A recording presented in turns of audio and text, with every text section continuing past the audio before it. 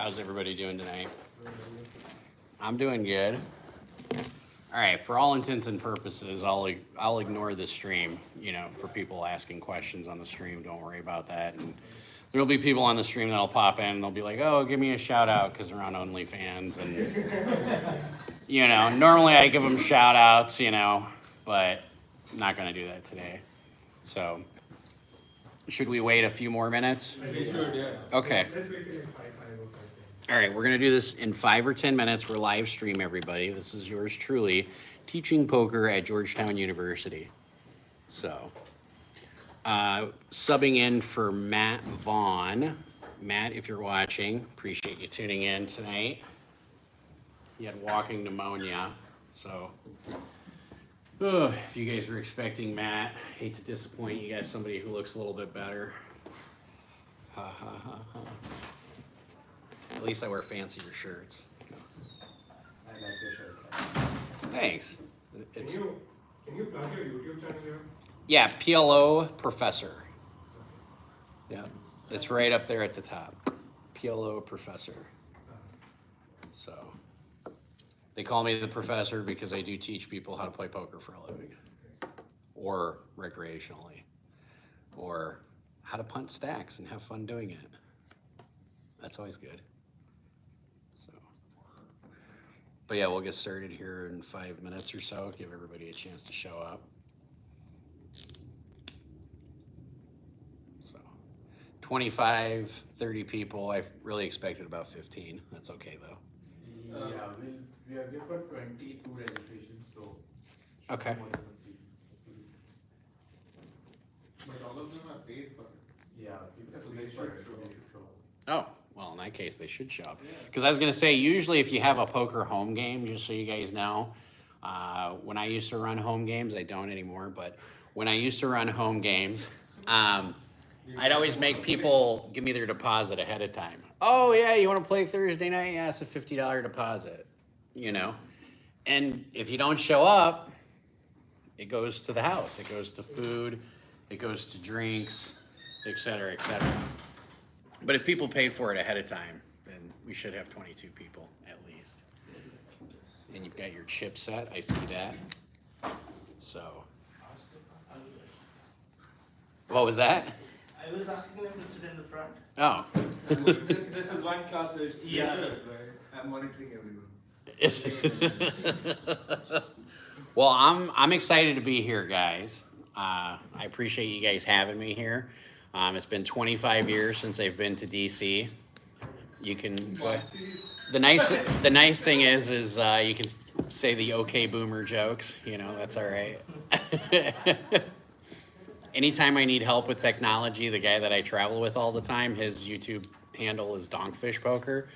And if I'm going over a video or if I'm trying to edit something, I'm like, hey, how do you do this? Okay, boomer, let me explain it to you. So it gets interesting, but that's all right. The last generation of analog into digital, so I got the best of both worlds, you know? Ugh. How did you decide teaching poker is what you wanted to do? Oh, I love questions. First of all, anytime you guys have any questions, go ahead and ask them. I'm going to do two things with questions. I'm either going to answer them or I'm going to park them. If I park them, it means I'm going to answer them later on down the road. But how did I get into, I want to teach poker for a living, or I want to play poker for a living?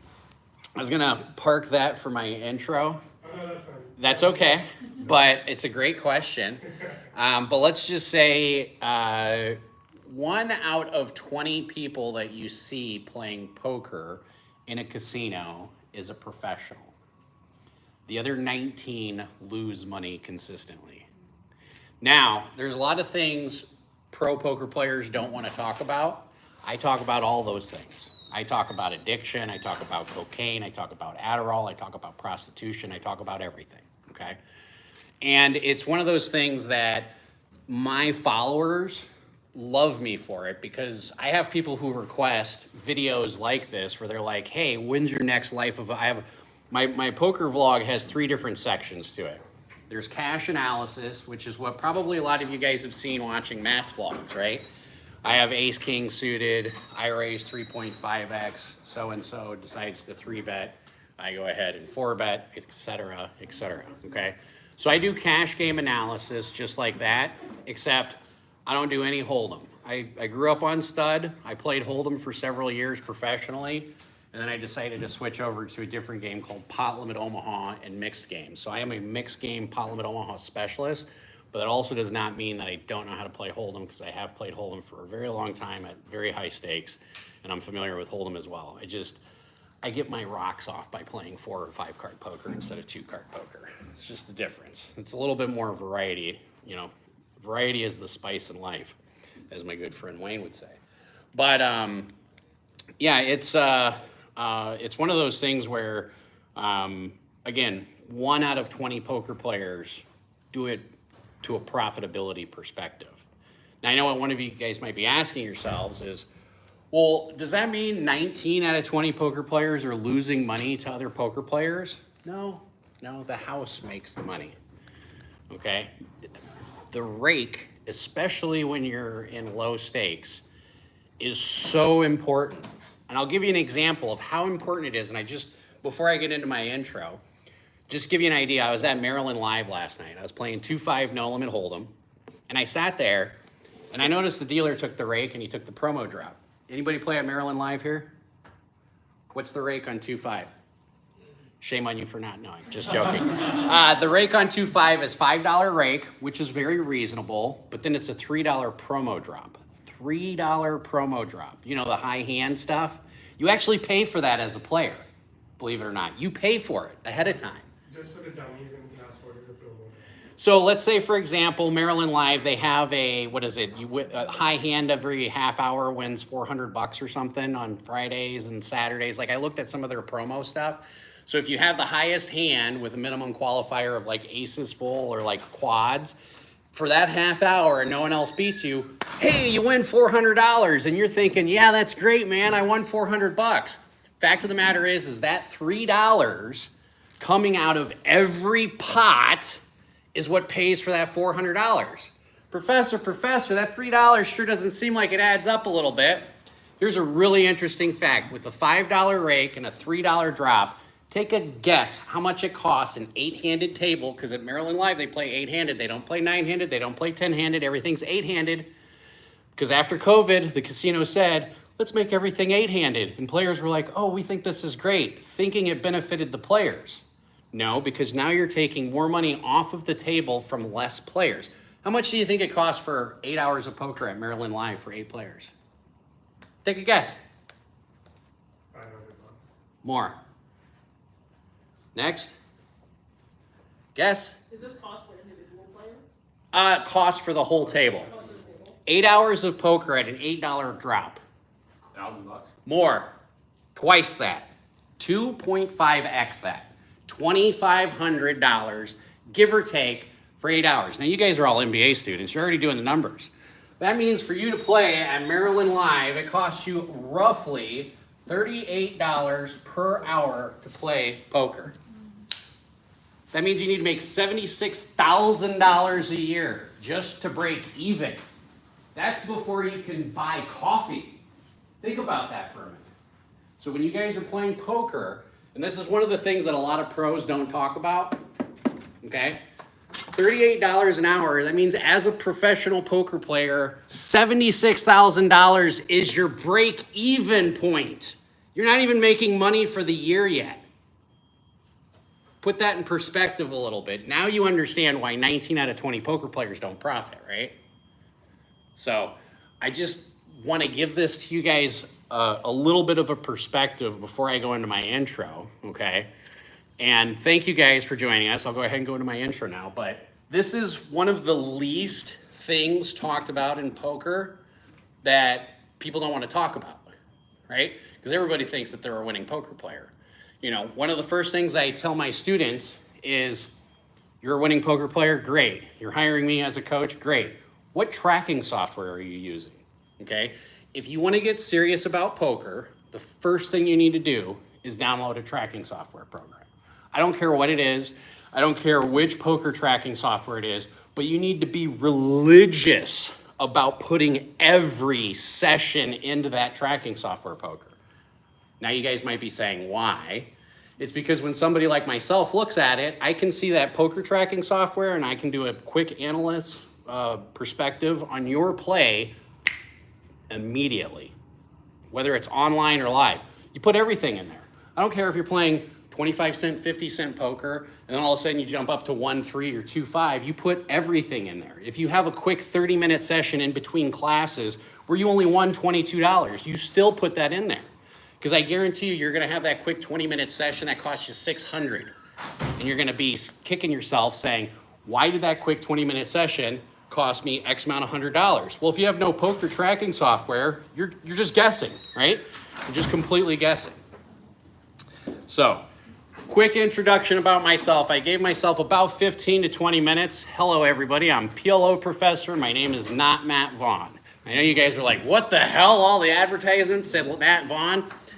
Matt Vaughn and we are in a Discord channel with a lot of other poker vloggers. So if you watch like Greg Goes All In or Matt Berkey, Jamin Burton, Wolfgang, stuff like that, we all communicate, not regularly, but we communicate when we need to help each other out and collaborate and stuff like that. Usually it's for, hey, we're all going to be in Vegas. Who wants to go play billiards and drink a bunch of beer and play pool and do something that's not poker related? But occasionally it comes from poker related. So yeah, PLO Professor on YouTube. I've got something shy of 10K followers, if you will. And I've been playing poker professionally off and on for about 20 years. I graduated from the University of Notre Dame du Lac. I had a Series 24, 6, 7 securities clearances. So I've been in the corporate world before. I am a convicted felon, just so you know. I don't know if you guys ever had a speech from a convicted felon. There's a long story to that. I won't get into that right now. But I was on the national media for running a poker game in the state of Michigan. And I ended up getting a conviction felony from it. And I also have a published book as well called How Not to Get Scooped. So, a little bit of background about myself. I'm on my second marriage, okay? Poker is a rough game in a lot of essences. The reason why I tell people I'm on my second marriage is because I like to tell people stories to emphasize how poker can impact people's lives both in a positive and negative way, but also how sometimes a spouse can or cannot handle poker, okay? And I'll give you a perfect example. My first wife, never discussed poker with her about wins and losses. She just couldn't handle it, right? She wanted a daily update, couldn't handle it. My current wife, this is a true story, and it's such a true story, I forgot to tell my brother about it, but the most common question we get asked as poker players is, what's the biggest pot you won, right? That's what everybody wants to know, right?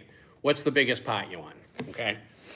And I tell people all the time that's the wrong question to ask. The right question to ask is, what's the biggest pot you've lost? Because you learn a lot more from losing than you do from succeeding, okay? Biggest pot I lost was about $25,000 in change. When you get up to the 25K mark and it's a brand new car, you just go, change, okay? And I'll never forget, I'm playing at Paris, World Series of Poker, 25K pot, I lose. And I get up and I say to myself, wow, this is not the night I was planning on having. And I take a bag full of gummies. Okay, I'm a daily smoker, or used to be a daily smoker, now I'm like once a week of the weed variety. And I grab probably 200 or 300 milligrams worth of gummies. And I just mow them down. I am like, if I'm gonna lose a $25,000 pot, daddy's gonna get fucked up. And I use vulgarity, okay? I've never played poker with a preacher because their vocabulary is not big enough. Same thing with golf, but so I'm like, I'm gonna get blitzed, right? And in Vegas, the drinks are free, especially when you're in the King's Lounge, which is the high limit lounge. So I'm like, yeah, start bringing in the White Russians nonstop. Now, normally I drink White Russians when I feel like I wanna be 20, you know, and get really, really shit-faced. So I'm pounding these White Russians. And I'll never forget because at some point, I go from playing pot limit Omaha and lose a $25,000 pot, and I move tables to a 5,100 7-card stud game, okay, limit, okay? And this is gonna be more of pick your game, and I'm gonna get into this in just a second, but this is kind of where my intro ties into some of our game plans here. But in any case, so I go play 5,100 limit because I know it's a game I consistently beat year in and year out, okay? And I want to win some of my money back, all right? At some point in the night, everybody knows at the table that I am blitzed. And when somebody is blitzed at the table or shit-faced, the last thing you want to do is have them get up with their winnings and go home.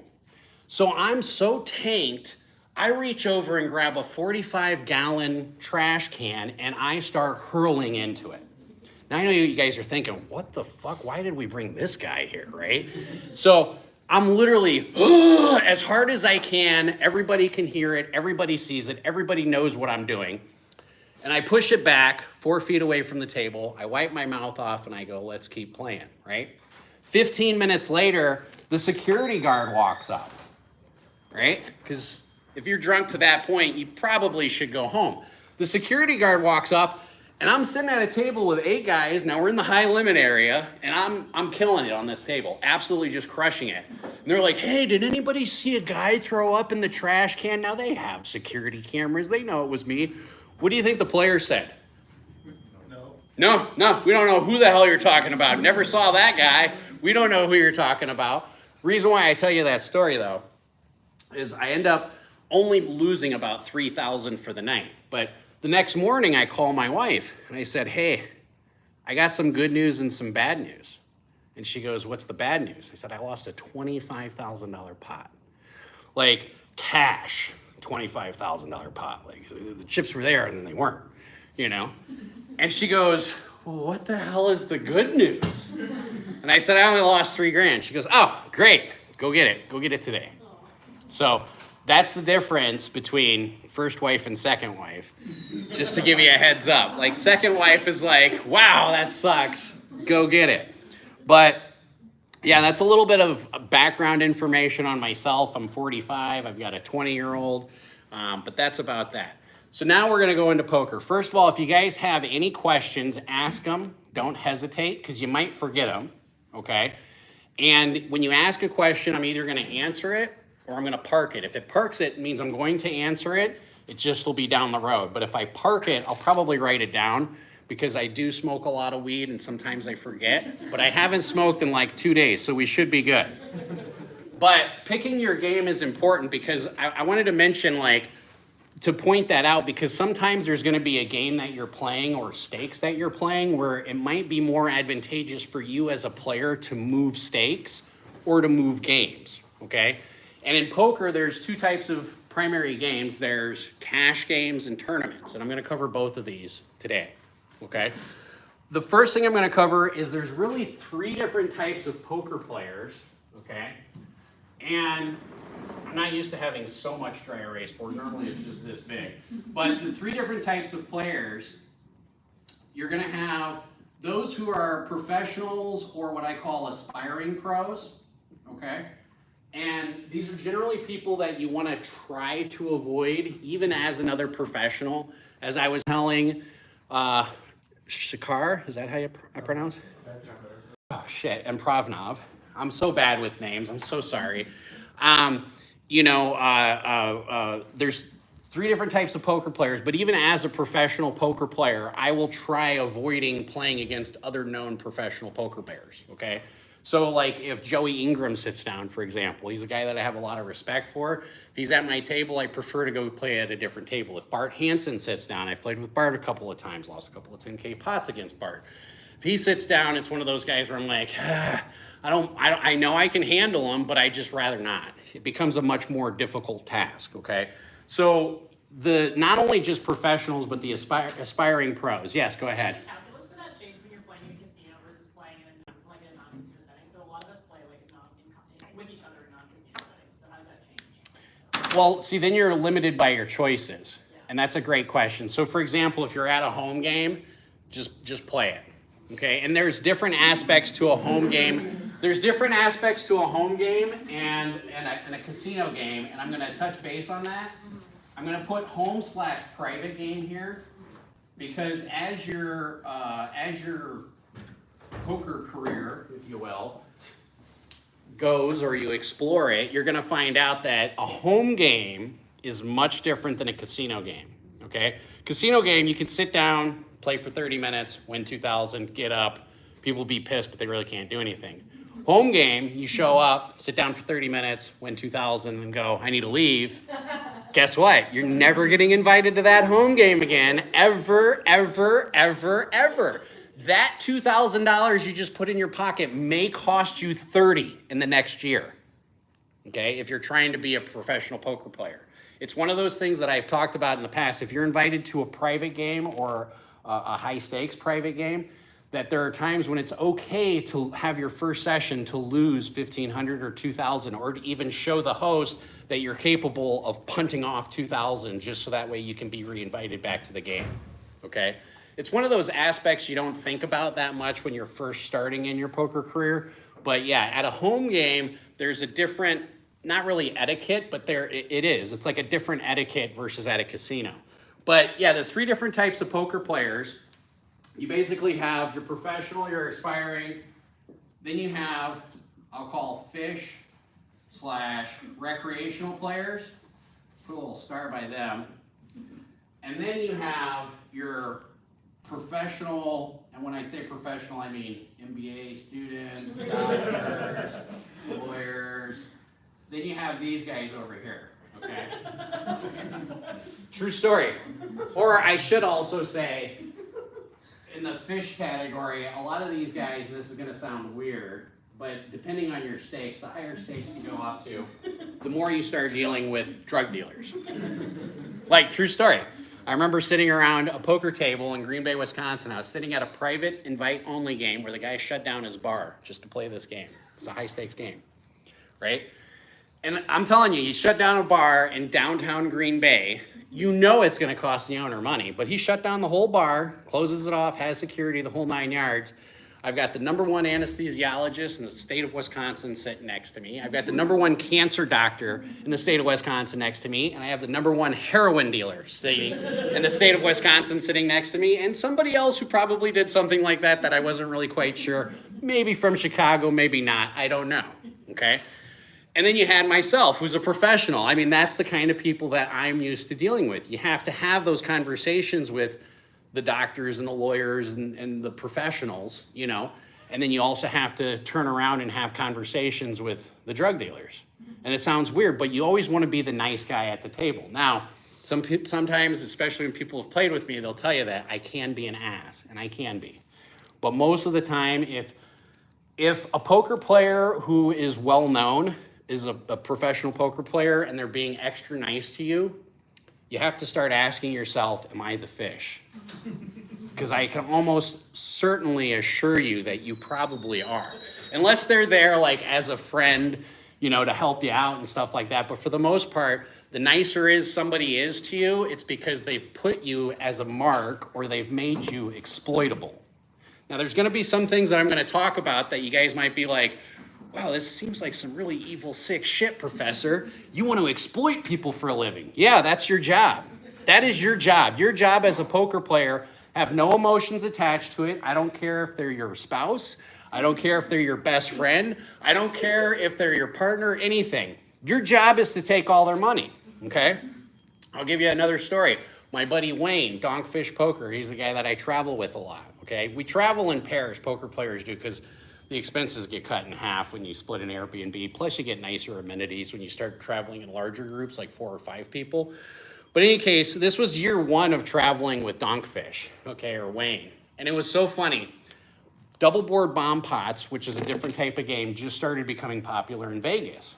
And I said to Wayne, I said, man, we really need to figure out this double board bomb pot game, right? Brand new game. We're poker pros. This is what we do. We grinded 80 hours that week playing double board bomb pots. That's all we played the whole week because we wanted to figure it out.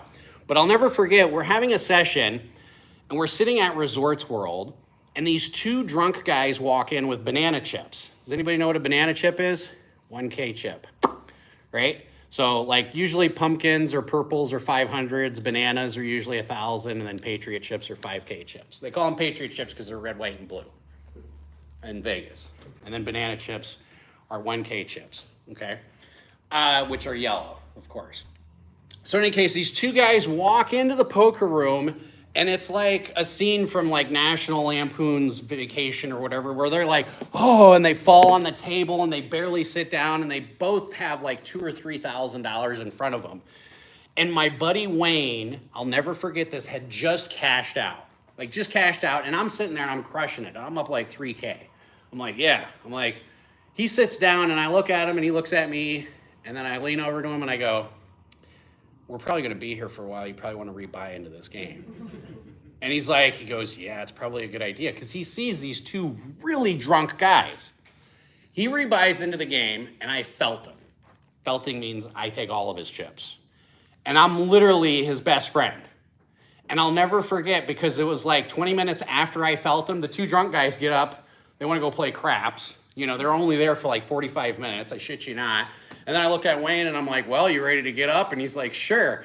And it's so funny because if you ever hear him tell a story, he'll be like, man, I was so pissed with you that night. He's like, I just remember standing there watching you cash out. And I was just like, you fucker, you talked me into buying back in just so you could take my chips. And he will remember that for the rest of his life.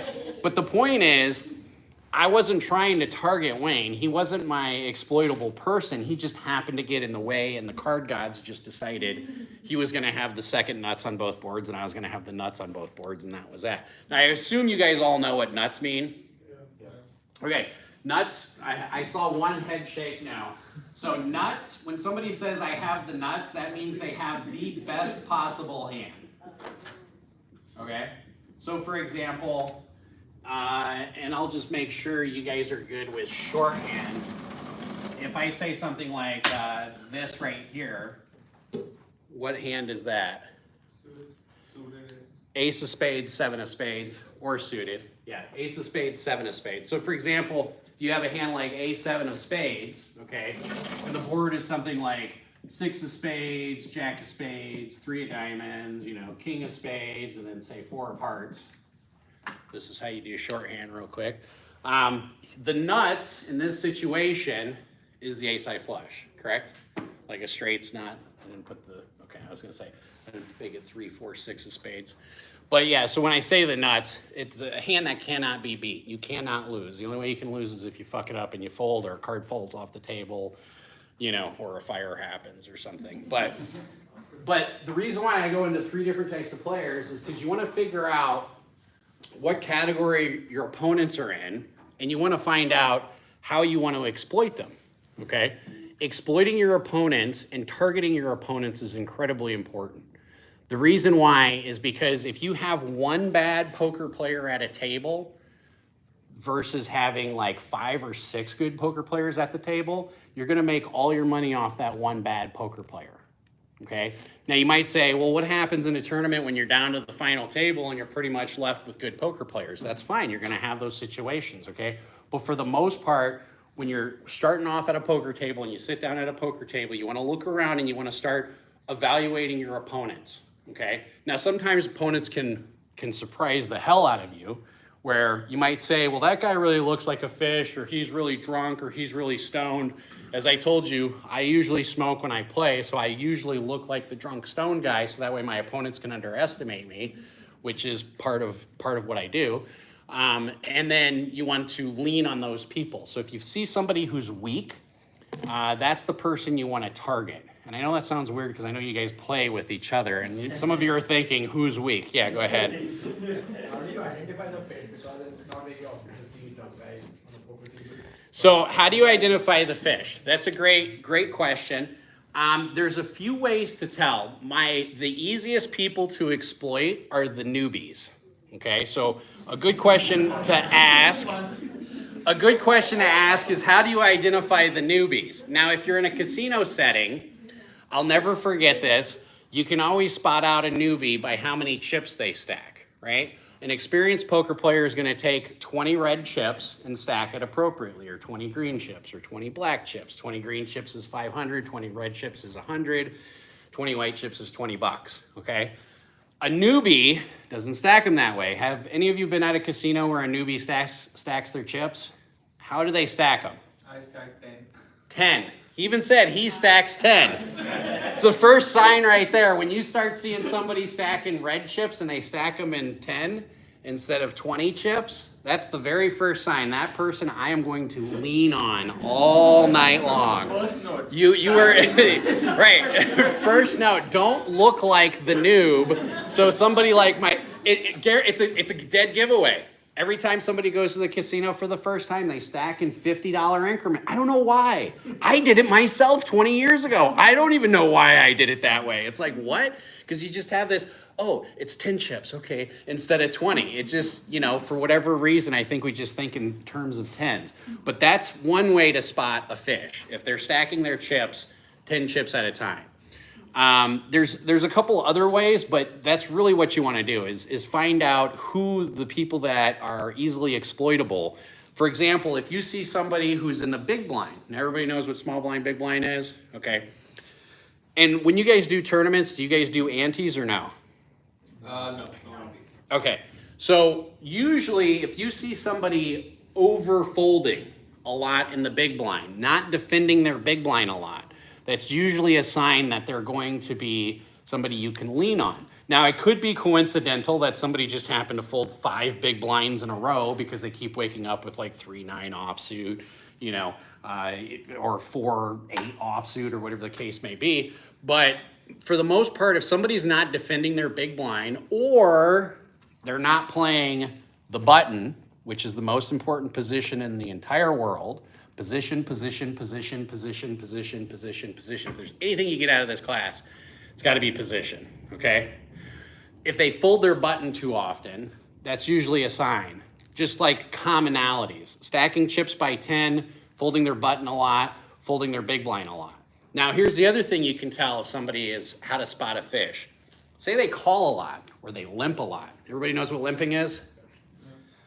Limping blinds are like $1, $2, or 25 cent, 50 cent, and they just call 50 cents. If you're just limping a lot, that's a sign that they are probably exploitable at some point. Because what is a hand, and this is a question I always ask people, say you limp and you're in a 1-2 game at a casino, and you limp for $2, okay? And there's 3 callers in the pot. Or let's just say there's 5 people in the pot. We'll just make it easy. So you got $10 in the pot. You're playing 1-3 no limit hold'em, okay? And your stack size, let's say you have a decent starting stack of $300 and your opponent's got $300. This is what we call effective stack, okay? Your effective stack is the stack that you're playing for, okay? But if there's $10 in the pot and the flop comes 5 of spades, 8 of spades, 7 of clubs, what is worth $2 because you're playing in a 1-2 game that all of a sudden is now worth $300? Pretty much 1 or 2 hands, right? 6-9 of anything, because you have the nuts, maybe 9-10 of spades, and you get some people who will argue maybe ace-6 of spades. No, ace-6 of spades is not, because you're still drawing. But 9-10, you're going to have enough outs, and I'm going to get into calculating equity, because I know you guys are all MBA students, you guys love math. I'm going to get into calculating equity here in a little bit. But really, if you see that there's $10 in the pot, and next thing you know, somebody bets, somebody raises, somebody's all in for 300, you got to look down at your hand and go, what's worth $2 that's now worth 300? Okay? This is a huge fault for a lot of people, because if somebody has pocket 8s, they're probably going to call. And if I see somebody has pocket 8s and they call $300 when there's $10 in the pot, I'm saying to myself, that's somebody that's exploitable. I don't even have to invest that much money ahead of time to make you commit every fucking chip in front of you. I can just wait until you're dumb enough to put it all in there when you're behind, okay? So that's another way you can tell people. Like, when you're at a poker table, whether you're with 6 people, 8 people, 9 people, you want to pay attention, put your phone down, stop watching the videos, stop listening to music, put your phone down and pay attention to the hands that you're not involved in and what people are calling with, okay? Because you can see their play, and then you can say, is that a play I would make? And then you can start evaluating, is that a good play? Like, is that an appropriate play? You follow me on that? Now, besides these 3 different types of players, there are subcategories, but I'm not going to worry about that. You don't have to worry about going into the subcategories of aspiring pro and exactly what that means, or your drug dealer players and stuff like that. But generally speaking, those are the type of players that you're going to run into with poker. And again, you want to be able to exploit and lean on the people that you know are exploitable. Okay. And how do you find out if somebody's not exploitable or they're not easy to lean on? Last night I was playing at Maryland Live. I lost $2,000 last night, by the way, at Maryland Live, which happens. And the guy says to me, and I recognize him as, I've never played with him in my life, but by his demeanor, the way he handles himself, the way he handles chips, his buy-in. Everybody at the table bought in for $300. I bought in for $1,000. When this guy shows up, he buys in for $1,000. Usually when somebody buys in for max, they probably know what they're doing. Like, they probably have an idea of what they're doing versus buying in for minimum. That's another way to tell people. But in any case, I lose a couple of big pots, and I'm like, well, it's just variance. And he goes, what's variance? And I'm pretty sure he knew who I was. And I looked at him and I was like, there's probably one person on this table I don't have to explain what variance is, and it's probably you. And he looked at me and he goes, you're right, Professor. And I was like, I knew you knew who I was. I was like, so how you can also tell, like, people to not really avoid, but people that you want to watch out for is people who handle themselves very well. They feel very comfortable at the table. And these are all mannerisms to pay attention to, okay? So let's go into tournament poker. Pardon me, again, I'm not used to having so many dry erase boards. And how you want to have a strategy for tournament poker. And you guys are used to doing tournament poker, no limit hold'em, correct? We used to doing cash game, no. No, okay, so I'm gonna put tournament poker strategy over here, and then I'm gonna put cash strategy over here. Cash strategy we're gonna talk about in a little bit. Okay, so this one we're just gonna park. Everybody cool with that? So in tournament strategy, you guys are running a tournament on Friday, right? Yeah. So when you decide to play into a tournament, there's a few things you have to know. What the buy-in is, what the stack sizes are, what the levels are, and how many chips you start with. So, for example, this tournament on Friday, what is the buy-in? $0. It's free. Well, that's easy. And how many chips do you start with? 10,000. 10,000. Holy wow. By the way, I'm from the UP of Michigan, so I might sound Canadian. I'm not. All right, 10,000 starting stack. And how long are the blind levels? 20 or 20 minutes. 15 minutes. You're just making this up, aren't you?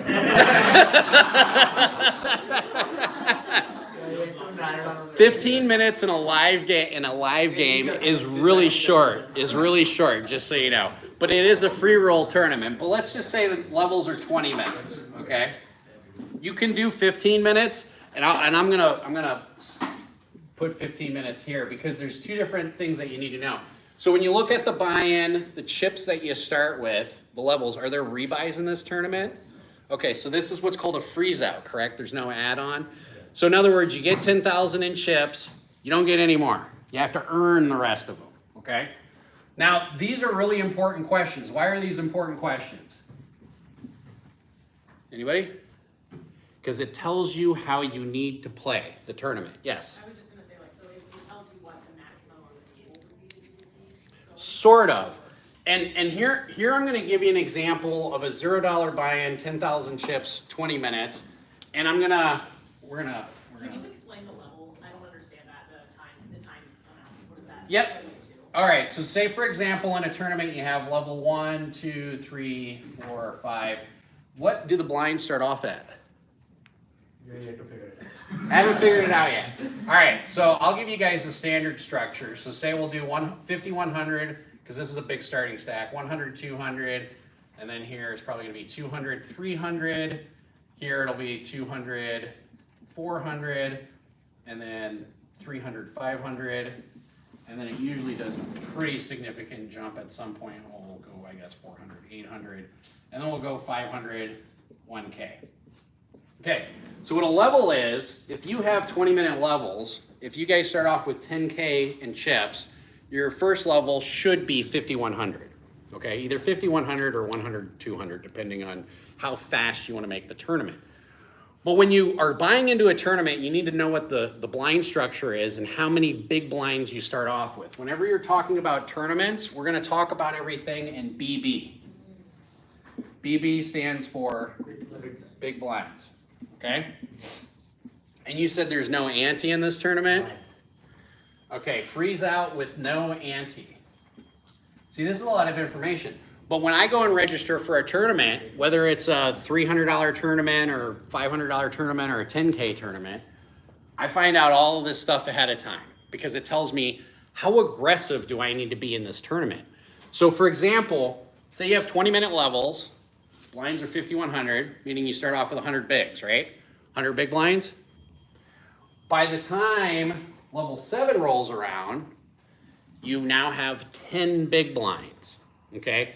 The difference between tournament poker and cash poker is tournament poker is going to force you to put your money in eventually. Cash poker, you can just sit there forever and never have to put all your money in, okay? So in tournament poker, they're going to force you to start playing hands that you wouldn't normally play, which means you have to play it a little bit differently. In tournament poker, generally speaking, aggression is going to win, okay? When in doubt, I have a shirt. It's called the 10 Commandments of Pot Limit Omaha. You don't have to worry about that. But the very first commandment is when in doubt, pot it out. Which means if there's $300 in the pot and you're not sure if you have the winning hand, bet $300. More often than not, you're going to win because your opponent can't handle that aggression. They can't handle that pressure. Same thing in tournament poker. In tournament poker, one of the most important things you can do, one of the most important aspects of tournament poker is making the decision that your opponent needs to put every chip in front of them into the main pot, okay?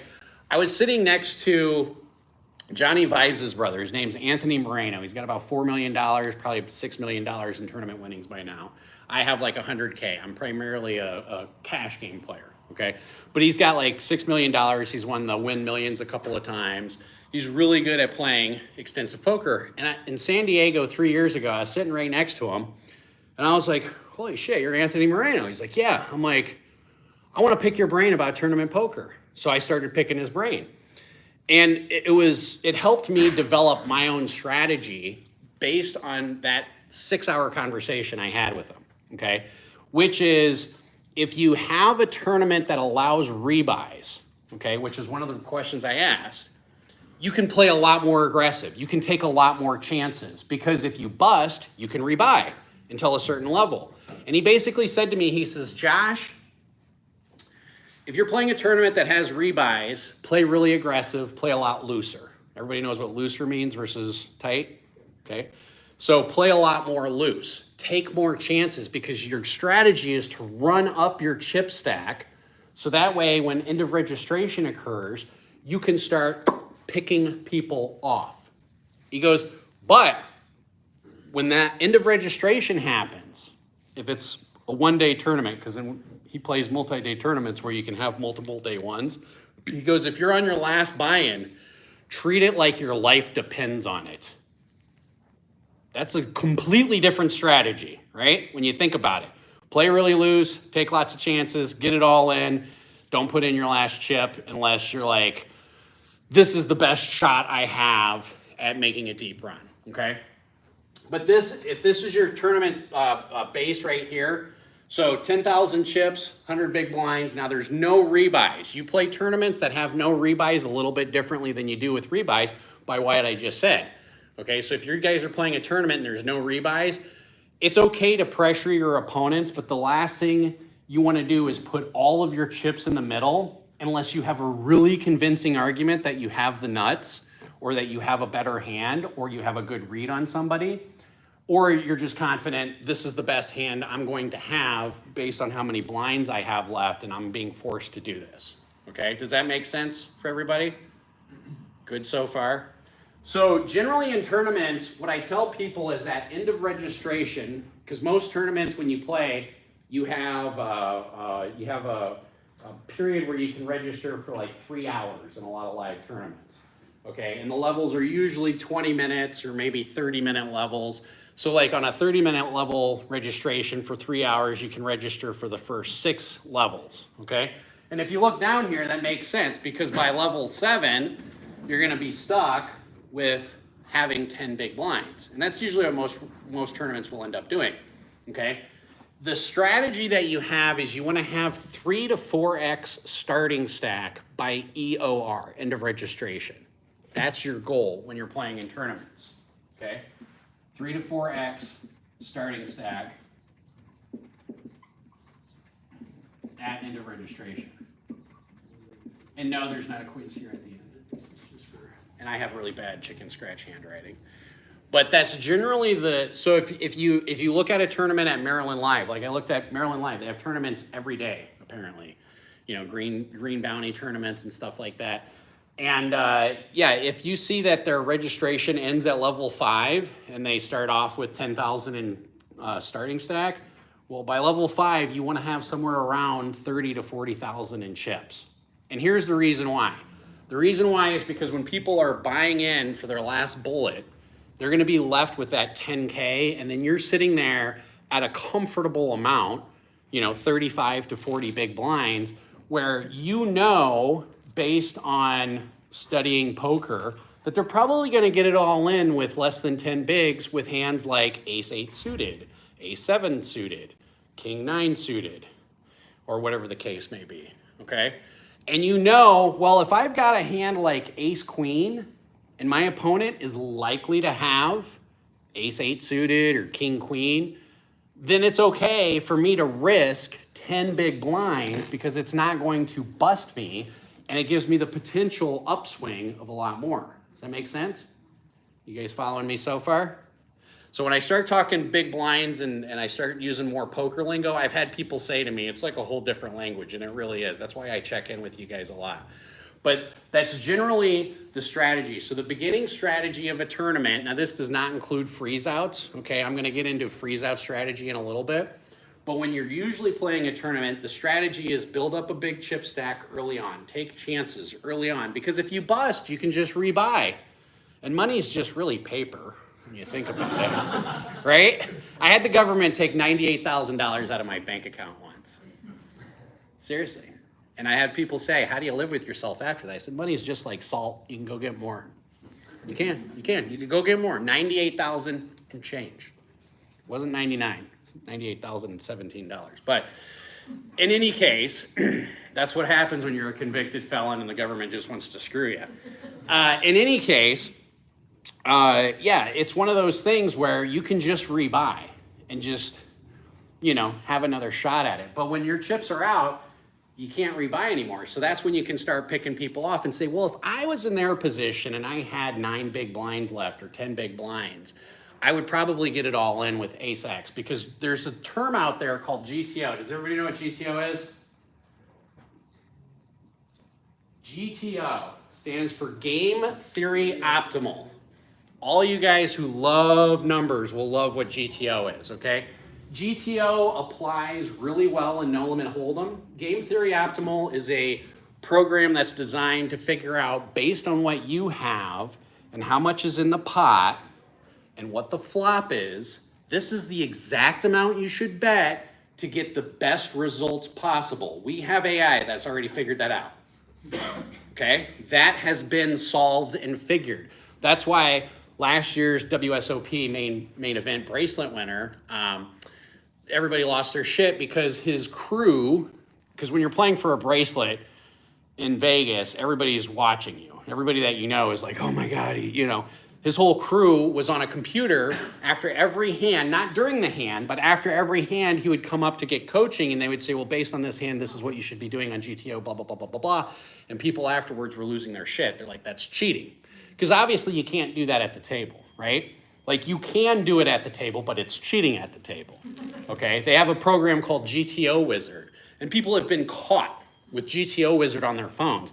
Now this doesn't mean at a home game for 25 cents, 50 cents, you make everybody take the phones off the table, but I will tell you, it's good to use as a coaching tool to say, all right, I'm going to start erasing some stuff here so I can get used to this multiple dry erase boards. But you can say, all right, so, let's say the blinds are 500 and 1,000.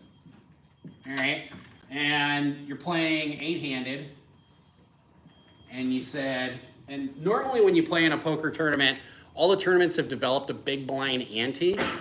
I know you said no on the big blind ante, which is fine. But normally, the blinds being 500 and 1,000, and then the big blind ante is an additional 1,000. That's considered dead money. Because how poker tournaments used to be is everybody would ante.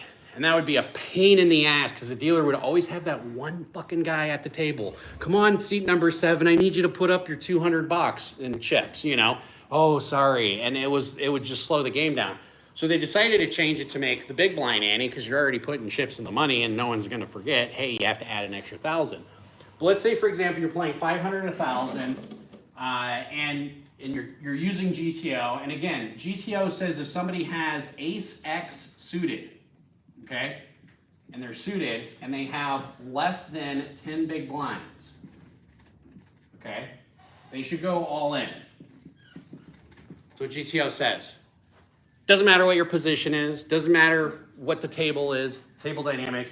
If you have ace X suited, so ace 3 suited, ace 10 suited, ace 7 suited, and you have less than 10 big blinds, so you have 8,000, 8,500 in front of you, you should go all in for 2 reasons. Reason number 1, you might get folds.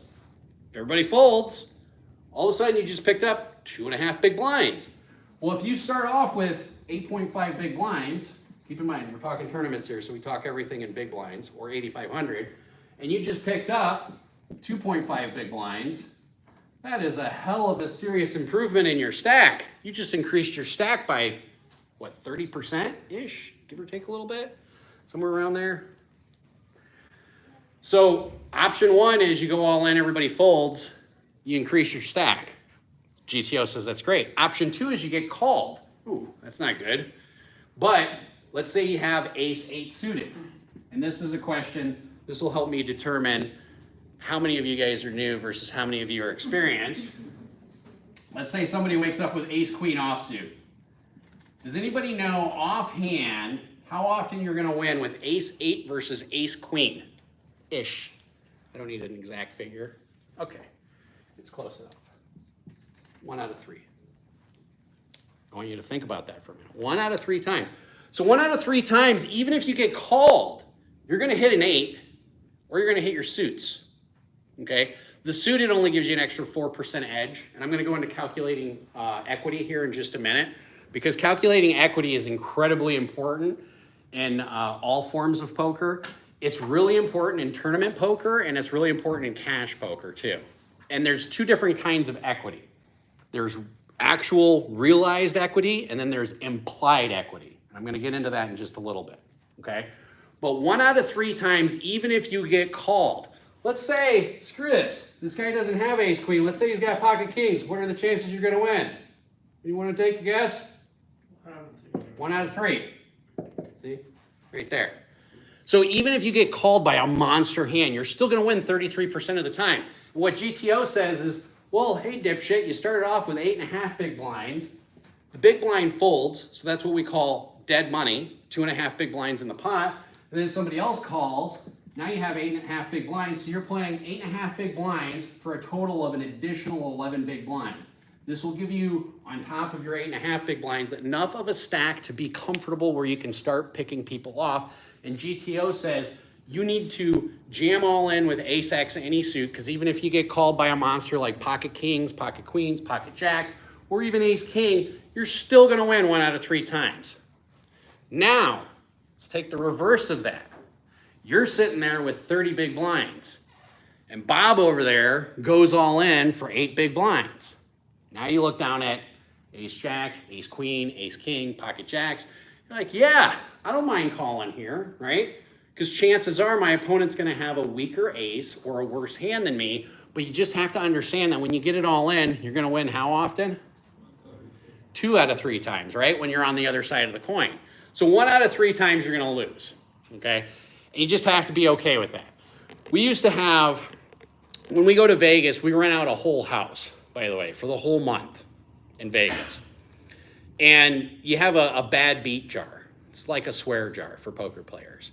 Every time you want to tell a bad beat story, put $5 in the jar. I'll sit there and smoke a doob and go, oh man, that sucks.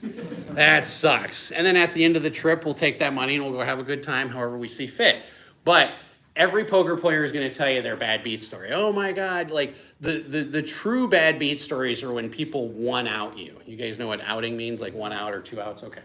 So now let's go ahead and dive into, this is tournament strategy, 101, GTO. I went off track a little bit.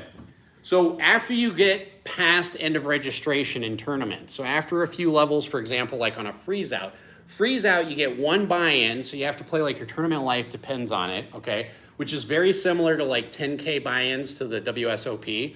I played my first 10K this year, lasted 6 hours. You can imagine how I felt afterwards. I repeated the F word probably 12 or 15 times on camera. Off camera, I repeated a lot more than that. But after you get past end of registration, okay, your tournament strategy starts becoming, let's preserve a little bit of chips and apply a pressure appropriately, okay? And how you apply a pressure appropriately depends on the tendencies of your opponent. I already told you, you got to spot out the people that you can exploit. As a tournament goes on and as a tournament progresses, the amount of fish that are in the pool keeps getting depleted. What we call dead money in a tournament. Poker pros have a term called dead money. Dead money means this guy has no fucking shot at winning. Somebody like Jamie Gold, WSOP champion. I say that because if you've seen what he's done since then, he's a lot of times dead money.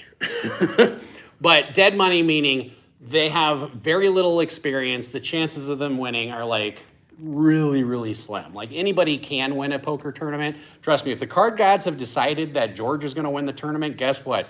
George is going to win the tournament. There's nothing you can fucking do about it, right? And I've had that happen before. I've had a Jack of Diamonds cost me $15,000, stuff like that. There's just sometimes when you're just like, wow, you know, I should be winning this most of the time, and then next thing you know, you just get kicked in the nuts, and you're like, this sucks. But after the initial end of registration, you want to start going into preserve mode, and how can I lean on my opponents? How can I exploit my opponents? Now, checking, when people check, they usually show weakness, okay? What's my first rule of poker or pot limit Omaha, or just say poker in general? Don't check. Huh? Don't check.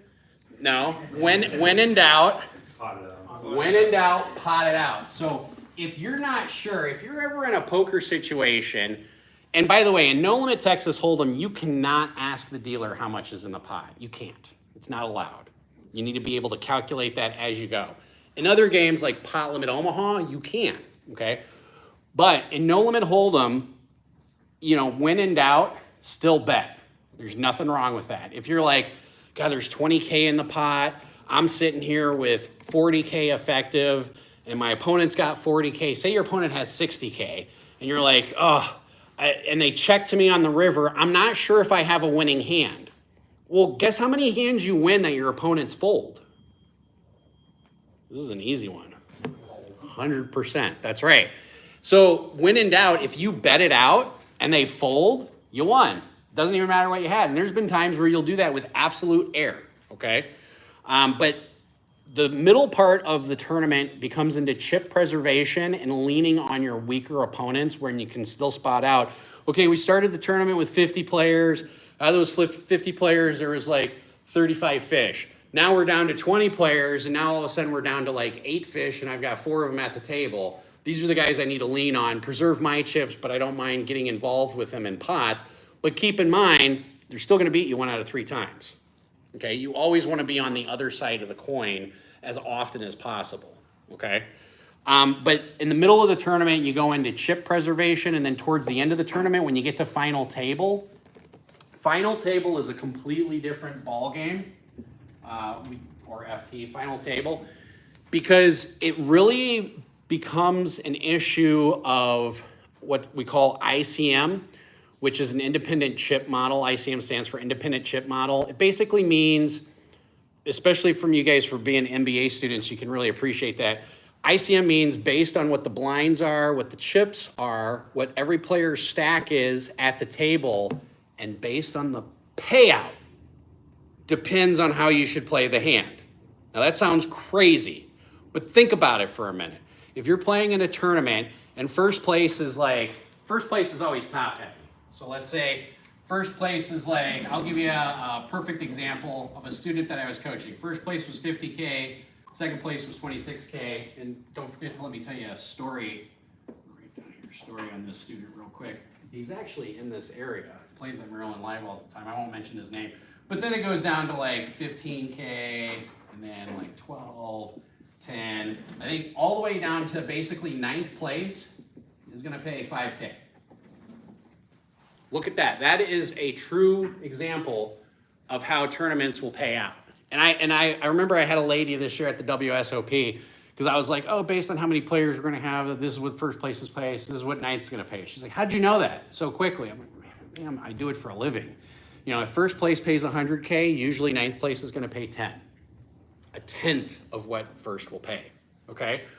But what this means is, if you're Johnny on the spot and you've got a decision to make, should I go all in with my hand and fit 9th place pays 5K and 4th place 12, you can start looking at the table and go, can I outlast 4 of these other people and put 7K more in my pocket?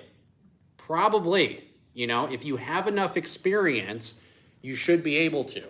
Sometimes the card gods will piss in your mouth anyways, and you won't be able to. But this is what an ICM model will tell you, what hands to play and what hands not to play. Okay, so for example, I'll give you guys a perfect example. And this was one that, his name is Ben C. He's one of the best online no-limit hold'em tournament grinders right now. I don't know in the world, but he's definitely one of the top online players. And he had a hand that he posted on X. And I was really impressed by it because it taught me something. And the situation was they were four-handed, okay?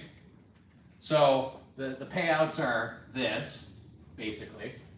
They're four-handed, and you have 4 different players. So we'll go player A, B, C, D. He was player C with like 73 big blinds. Player A has like 150 big blinds. And these aren't exact numbers, okay? So for those of you watching the stream, if I fuck this up, don't quote me on this. But player B had something like 30 big blinds, and player D had something like 40 big blinds, okay? Ben had ace-king suited in this position right here. Now ace-king suited is an incredibly strong hand, okay? Even if you're up against queens, it's virtually a coin flip. You're slightly behind, but that's okay. And in just about any normal world, you don't mind getting it all in with ace-king suited versus pocket queens or whatever the case may be. But what ends up happening is player A opens to something like 3 big blinds. Player B 3-bets. 3-betting, by the way, is when somebody opens pre-flop and then somebody re-raises, okay? So you have a raise and a re-raise. And I'm gonna put 3-bet here. I'm gonna come back to that in just a little bit because one of the things that new players need to improve upon the most is 3-betting pre. You need to get comfortable 3-betting pre, you need to get comfortable getting called 3-betting pre, and you need to be comfortable calling 3-betting pre, okay? 3-betting does not mean that the person has aces or kings, but Ben ends up 3-betting something like 10 or 12 big blinds. Player B goes all in for 30 big blinds. Player A jams. And he goes, I fold. And it's a proper fold. And it drove me nuts. It still drives me nuts today. But you know what? When you look at this, he just gave away 12 big blinds, right? You just pissed it away. You're four-handed. There's only, at this point, you know, there's what, 300 big blinds available on the table, you know? Obviously, you've got to come to grips with player A. Eventually, you're going to be heads up with player A, or you hope you're going to be heads up with player A. But his whole argument was based on the ICM model, okay? what's going to be the most profitable for me as a poker player in this situation with ace king suited is to fold after a 3-bet, 4-bet, 5-bet jam, because your opponent is representing an incredible monster. And even if they're not representing a monster, let's just say they have ace 4 suited, how many times are they going to win? 1 out of 3. And if you've got 12K locked up, this is real dollars, but 50K is at the top, do you want to take that on a 1 out of 3 shot or a 2 out of 3 shot? Nah, you'd probably be like, you know what, let's just, this guy's already all in, so if I just wait, if I don't play a hand, if this guy just busts him, I make $3,000 more, period, end of story. Like true dollars, you know? So you don't even have to play the hand. You can just fold and make more money. So this is when late stage final table tournament comes into big play. You guys with me on that? That's why, and I'm going to tell you this once, as a new player, and I can't stress it enough, don't chop, okay? Does everybody know what the term chop means? No? Okay. So chopping is, let's say there's 4 people left in the tournament, and there's a total of, what does that come out to? 101? Is that right? 103. 103, $103,000. And you say, let's just chop it, and we'll each take, we'll give 30K to first, and then the other 73K, we'll divide up 24K each. That's what the chop is. Everybody goes home, look, guy who's in 4th, all of a sudden's getting 24K. Guy who's in 3rd, all of a sudden's getting 24K. Guy in 2nd, he's like, you know what, but I'm not risking anything, I'm just gonna lose a few $1,000s. The guy in 1st is like, yeah, I'm getting 30K. That's what a chop is. Chopping should not occur until you have a holy shit fuck ton boatload of tournaments under your belt. And Daniel Negreanu, does everybody know who Daniel Negreanu is? I consider him to be probably the best tournament poker player in the world. Daniel Negreanu does not chop with anybody. And it came down because he used to chop with people, and then people were like, well, you chop with this guy all the time, because he knew that they're a good poker player. So he's like, half the time I'm going to win, half the time you're going to win. And he's like, I don't want to play favoritism to anybody anymore. So he's just stopped chopping, okay? But the reason why I can't stress to you enough not to chop, like even on your Friday tournament, say first place is $200, second place is $100, third place is $50, whatever the case may be. You guys be like, oh, that's $350. Let's just say it's $375. Be like, hey, why don't we all just chop 125 when we get down to 3-handed? No, don't do it. Don't do it. The reason why is because that $125 that you could put in your pocket will cost you thousands down the road when you're playing in a tournament where first place is $80,000. You follow me? Because then you have that experience. So I stress to my students all the time, don't chop when you're playing poker tournaments to start off, because you need that experience. You might be like, shit, this guy's way better than me. You know, that's okay. You need that experience of what it's like to go up against a better poker player than you are. Everybody has to go through that, okay? What questions do you guys have right now on tournament poker? Small terminology question, so the jam means that he called the... Jam means he goes all in. He went all, A went all in? Yeah, A goes all in. So he initially bets 3 big blinds. Ben raises to 10. This guy goes all in for 30, and then this guy re-raises him and goes all in for all of the chips. And he's the chip leader. So this is a hand when you're like, wow, I would never fold ace king suited. And if you're in like a smaller buy-in tournament, like $100 makes sense.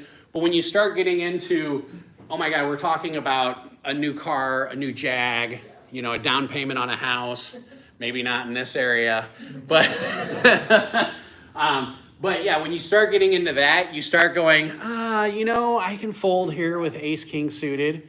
You know, it's really hard to do.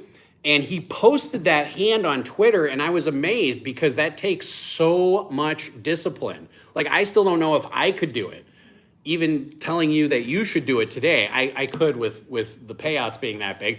But it's one of those things that, you know, when I initially saw the hand, and he got so much flack for it on X, like everybody was like, what the hell, blah, blah, blah, blah. And he went back and he defended his argument. And I was like, yeah, it makes perfect sense, you know?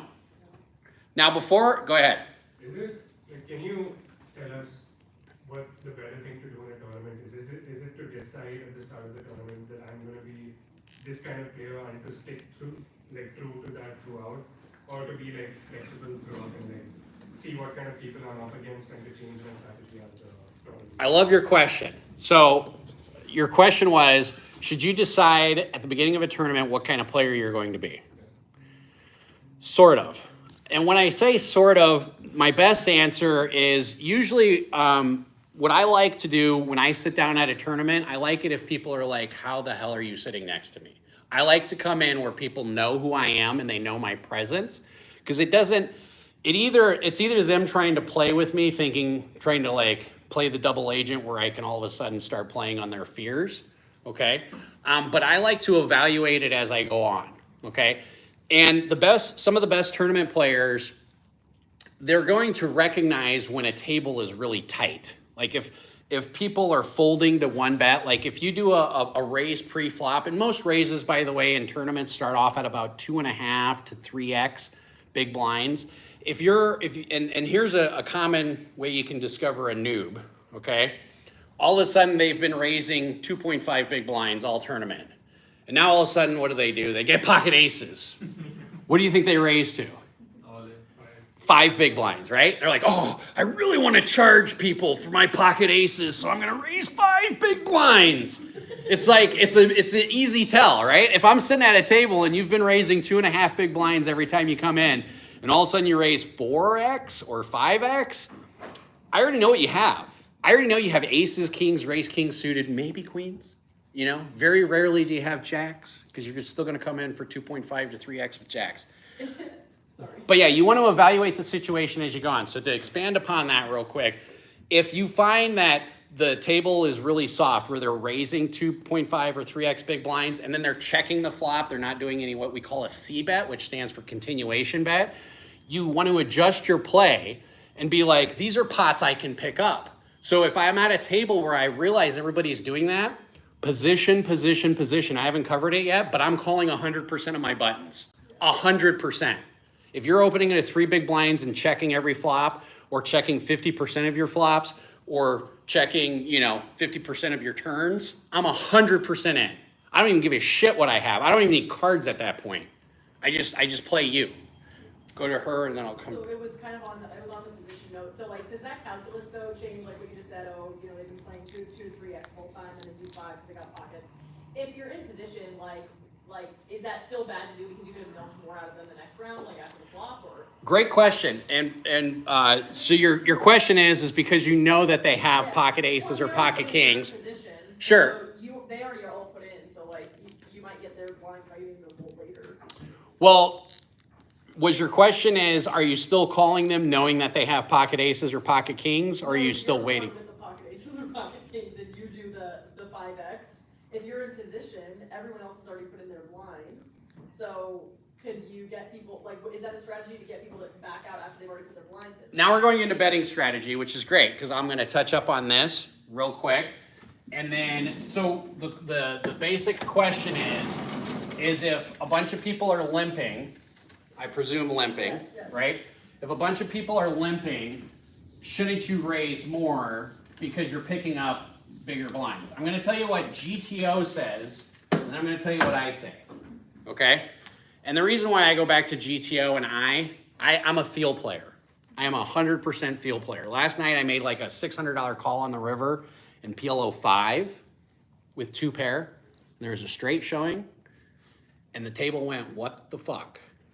And it was good for half the pot. He had the same 2 pair. But the point is I'm a field player. When I called him, I didn't even hesitate. He bet, and I put my chips in the middle, and he goes 2 pair, and I said, how big? And he was like, oh my God. He was like not expecting me to call with 2 pair. But so I'm a field player. So on GTO, this is what GTO says. If your standard table or standard raise is like 2.5x, big blinds, then for every limper, and this is one of those things that I picked this up. I'm going to give credit where credit's due from Jonathan Little. If you guys don't watch Jonathan Little videos right now on tournament strategy, great free videos on YouTube. I learned a lot from Jonathan Little, specifically on no limit hold'em tournaments. The biggest thing you get from Jonathan Little is play more out of the big blind and play a lot more out of the button. And if that's the only thing you get out of them, great, because that's great information. But every limper past the big blind, you add a big blind, which means if you have a small blind, a big blind, and then you have 2 limpers. Instead of going 2.5x, you should go up to 4.5x. That's a normal raise, right? But if you have the small blind, big blind, and your UTG stands for under the gun, meaning the first player to act after the big blinds. If you have pocket aces and you come in for 4.5x, shame on you. Especially if you're playing with a player like me. Okay, because I already know your hand.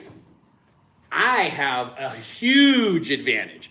Depending on your SPR, does everybody know what SPR is? That's good. SPR stands for stack to pot size ratio. So what does that mean? That means if you're under the gun and you open to 4.5x, okay, and you have 40 big blinds, and I call, there's going to be a total of 10 big blinds in the pot, right? You have a 4-to-1 SPR, stack to pot size ratio. Now, if I'm in position and you raise to 4.5x, and your effective stack is 40 big blinds, and my effective stack is 40 big blinds, and I wake up with a hand like 6-7 suited, which happens to be my favorite hand. Also was Doyle Brunson's favorite hand, by the way, 6-7 suited. The reason why is because you're always drawing. But guess how often 6-7 suited is going to beat a hand like pocket aces? And internet, you go ahead and check me on this one. If you had to guess, just a guess. 1 by 3. 1 out of 3. Always 1 by 3? Now, I'm going to tell you a couple more key things here. So, in other words, if you have an SPR of 3-to-1 after the flop, I have the proper odds to call your hand, right? Because I'm only investing 4.5 big blinds, and the potential upswing, since I already know you've got aces or kings, the potential upswing is 40, you know, afterwards. Think about that for a minute. That really, like when you start doing that. But if you come in for 2.5x, like you have been all tournament, now I don't know what your hand is, because a lot of poker is disguising what your hand is. And how you bet, how much you bet, how you handle your chips, I'm going to get into all of that here in a little bit, displays the strength of your hand. And I'm going to go into common tells, and I'm going to go into calculating equity after we take a little break. Do you guys want to take a little break? Or no? It's up to you guys. Okay, we're good. All right, I'll keep going. All right, good. I like this. But, so, your stack to pot size ratio is going to depend on whether or not I call. Yes, question? I understand what you're saying. I have a little, my question is off topic. So when you say 1 by 3. 1 out of 3 times, 33%. Yeah, how do we come to that? Like I think every hand that you've shown us till now, it's 1 by 3 when you're raising, it's 2 by 3 for you to call it. When you're getting it all in and you do the math and you have ace king suited or ace king offsuit versus ace 8 suited, ace 8 suited, when you do the math, is going to beat ace king 1 out of 3 times. Ace deuce is going to beat pocket kings 1 out of 3 times. It's a little bit more specific than that, but 1 out of 3 is an easy. I try to make things super easy to remember, so that way when you're out there playing poker, you're like, oh, this is easy to remember. It's 1 out of 3 times. Are you just supposed to remember these, or there's no way to calculate them? There is a way to calculate them. I'm going to get into calculating equity here in just a minute, but I'm going to get into calculating equity post-flop, not pre-flop, okay? So pre-flop, because you figure, like, we can just do the math right now. There's how many aces in a deck? 4. How many kings in a deck? 4. How many 8s in a deck? 4. If you take 5 random cards and spread them out, you know, you have and you know what two of the 52 cards are? You have a 4 in 50 chance, and a 4 in 49 chance, and a 4 in 48 chance, 4, you know, to 5 times, and then the king's not going to show up. It's going to happen 1 out of 3 times. That's just the way the math works, roughly. It might be like 32% or 35%, and that, you know, it depends on what other people have in their hands, because that eliminates some cards. But that's why, like, for example, myself, why I'm a mixed game player, like I'll play 7-card stud, so I get to see 4 of my opponent's cards face up. It gives me a lot more information so I can make a better determination on whether or not I'm going to rip it all in on them or not. Does that make sense? Just give me a second. I gotta grab my block because my phone just said, "You're dying, you're dying."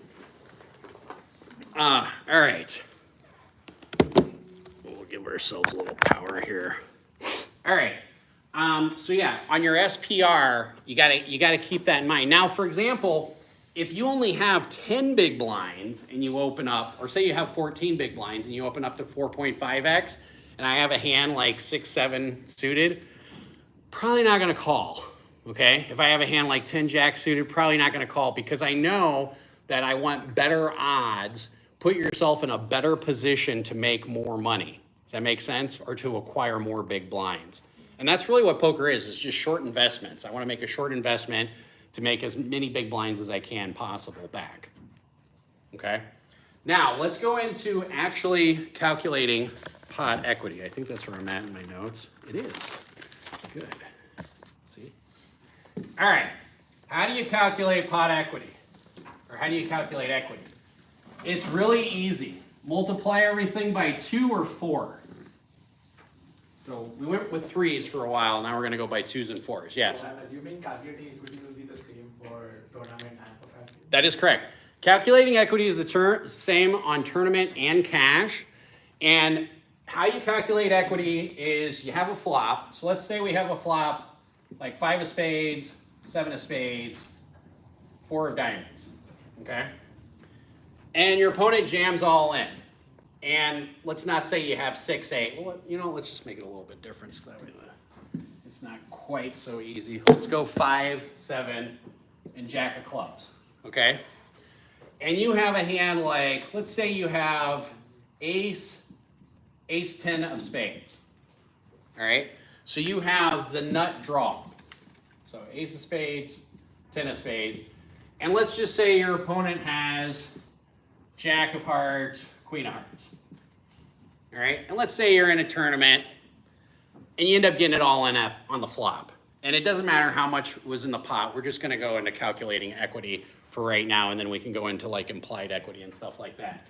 But how you do it is you take the number of outs you have, the number of live cards you have on the flop. So any spade, right? There's how many spades in the deck? 13. There's 4 displaying, correct? So you have 9 spades left in the deck, and you multiply that by 4. Now, your ace is live too, isn't it? Ace of diamonds, ace of hearts, ace of clubs pops off. You still win the hand, right? So now you have an additional 3 outs. You multiply that by 4. There you go. You have a 48%-ish. This is rough. I like to keep it, the actual calculation is like 2.86 or some shit like that, but I like to, or 3.86. I like to keep it easy. You have about a 48% chance of winning the hand after you get it all in on the flop. Does that make sense to everybody? Real easy. Calculate by 4, calculate by 2. Go ahead. There's a 48% chance of winning either with a flush or a pair of Aces. That is correct. no other hands are being considered right now. Yeah, that is correct, because you could go running 8-9, like running 9-8 gives you a straight, okay, which is probably about a 1.5 to 2% chance that happens, but it is possible. Yes? I have a question. So we're making calculations based on the fact that we have 2 spades, and there are 2 spades on the board. What if someone else also had like 3 or 4 spades? Well, Does that line not change then? Sort of, but let's take your question. For those of you who don't know, if somebody else has 2 spades, let's just say they have the 10 and the queen of spades, right? You're actually winning the hand right now. Well, they can't have the 10. Let's say you have the ace 9, right? But they have the 10 and the queen of spades. You're actually winning the hand, right? Because any spade is still going to make you win the hand. Now, what are they drawing to? They're drawing to 6 outs, right? They need 3 10s in the deck or 3 queens in the deck in order to hit, which means 6 outs times 4 is 24%. They have a 24% chance of winning. Okay, can you just do the calculation with the inverse ones? So what if I have the 10 of spades and they have the ace and 9 of spades? Yeah. So what if my odds Yeah, if you have 6 outs here, you calculate how many outs you have to win, and you just multiply that by 4. Okay. That's if you're on the flop, okay? Yes? So you said it's either multiplying by 2 or 4, so when do we multiply by 2 instead of 4? On the turn, Oh, because you have one less card. So say, for example, turns a deuce of diamonds. And now somebody goes all in. And then you're deciding, should I call? Well, now you no longer have a 48% chance of winning. Say you still put them on Jack Queen. Say you're like, they just have top pair. Now all of a sudden you have about a 24% chance of winning, right? Because you have one less card that you can hit on. Is that chance of winning, or is that chance of getting the hand that you're calculating for? Well, that's a great question. That's the chance that you believe you have of winning. Because somebody could turn around, for example, like in this hand right here, you say, well, they probably have Jack Queen. They could wake up with pocket jacks, right? And then all of a sudden your aces are no longer good. Any ace comes off, it doesn't help you worth a bag of beans, right? In that case, then you're just going to your flush outs. But you know, if there's two spades on the board and you have ace X of spades, you know if a spade comes, as long as it doesn't pair the board, you have the nuts. You know, unless the guy has something crazy like 6-8 of spades, then a 4 or 9 of spades comes out, then they could have the nuts, you know. And that does happen from time to time, but it's pretty rare. So Yes. with that in mind, are you typically calculating the probabilities for the things that you like see happening? So in this case, you could see a straight happening, you could see obviously pairs happening, but are you not typically taking into account like if your opponent has like trips or if they have like a flush, like how do you decide what you're calculating That's an excellent question, and really what you have to do is base it off of the previous play that the player has done. Sure, okay. So that way you Get a can. sense for what they might have. Yeah, like if your opponent has been ultra aggressive with even over pairs, you know, like the board is 5-7 Jack with 2 spades, and you're like, they made it 4.5x, so they should have like queens or kings here, right? And then you have, you know, ace, say you have a hand like 6-8 of spades, say because they made it 4.5x, right? You call them with somewhat of a questionable hand, 6-8 of spades, and you're like, because I know that this player has, I call them like OMCs. OMC stands for Old Men with Coffee. When you go to the casino, you see a group of OMCs, Old Men with Coffee. Those are the guys that just can't wait until they limp, re-raise all in with aces, right? That's an OMC, right? But you know this OMC makes it 5x, and he's under the gun, and you're like, oh, this OMC's definitely got aces or kings, right? And you call with 6-8 of spades, and the flop comes 5-7 Jack. At this point, you're like, well, yeah, he should have aces, kings, queens, even if he's got pocket jacks. Any 4, any 9, or any spade wins you the pot. So then you go back and you say there's 9 spades in the deck, but you have to take out the spades for the 4 and the 9, and then there's 6 other cards that'll give me a straight. So therefore, I have 15 outs, right? Which means I have roughly a 60% chance of winning against an overpair like pocket aces, pocket kings, pocket queens. Even against pocket jacks, you have to take out the jack of spades, pardon me, if they've got pocket jacks. But still, even at 14 outs, I mean, you're still looking at 56%. When you have 60% equity in a hand or more, I can't get my money in fast enough. You know, like the hands that I've lost, you know, some of the hands like I lost last night, I couldn't get the money in fast enough. I was like, yeah, okay, you want to gamble? Let's gamble, you know, and then sometimes the card gods just piss in your mouth. Yeah. Are there any like softwares or things you can do to drill this stuff to like actually remember it? GTO Wizard is the most common one. If you do a Google search on GTO poker programs, now I'm going to tell you this, don't ever use them at the table. If you're going to use it in the middle of a session, get up, walk away, go to the bathroom, get a glass of water, get a coffee, pull up your information off of the table. Because if somebody at the table sees you using GTO Wizard, shit's going to get real. You're going to get booted out. People are going to scream at you, all sorts of stuff. Okay, because GTO Wizard, they have charts like pre-flop charts, and then you can put in, I have this is how much what the pot was, how much should I bet here? You can even put in, this is how much I have, and this is how much my opponent bet, and how much they have left behind. And GTO Wizard will tell you the appropriate amount to raise to. Go ahead. Do you know any good resources to like practice this stuff? Like, you know, any like websites? Yeah, GTO Wizard.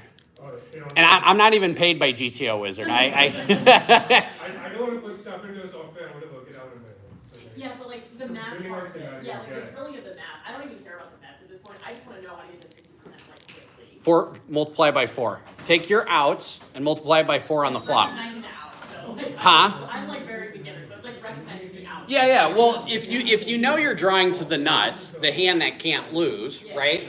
and you know your outs are live, meaning that they're available in the deck, Yeah. then you can calculate your outs. Like, it doesn't matter if this guy's got a set of jacks. I still have the nut flush draw. I'm still getting there about 36% of the time. Yeah. You know, or 32% of the time if he's got pocket jacks. So I'm still getting there 1 out of 3, even though I told you to calculate everything by 4. How does it change after turn? 2, calculate everything by 2.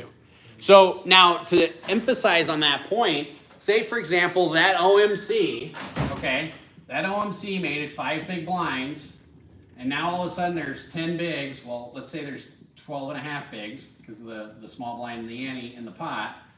And all of a sudden now, since they're an OMC, they're like, well, I'm going to bet 8 big blinds. You know, I'm going to punish the person who's drawing, because that's what OMCs do.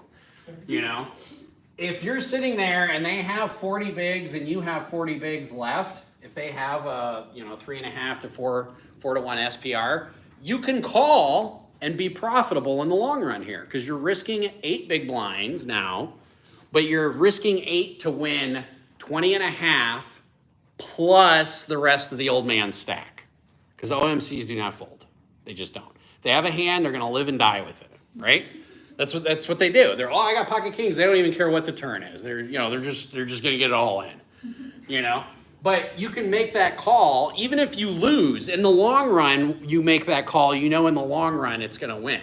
Like, I had somebody explaining to me, they're like, well, you only had a 2% edge. Like, got it all in a huge pot, 4 ways, and I have a 27% equity, right? And you might say, well, 2%'s not much. If you're a rec player and you're playing once a week, 2%'s not much. If you're a pro and you're playing 40 to 80 to 100 hours a week, my longest week was 124 hours I logged. Think about that for a minute. 2%'s a lot. That 2% is what you live on. Having that much edge makes a huge difference in the long run. You guys with me? All right, calculating equity. What other questions? Because I know there's more. One final question. No, it's okay. And by the way, equity, oh, my battery's dead now too. Equity is one of the most talked about topics, if you will. So my question is, what are good pot odds to call buy in small cash games where people either fold if you bet anything, or if they call regardless of what, they call 9-3 option. A game of ranks. So now what you're asking is, if somebody is wide open in the range, how do you play against that opponent? What are good pot odds to go by? Is 60% good enough?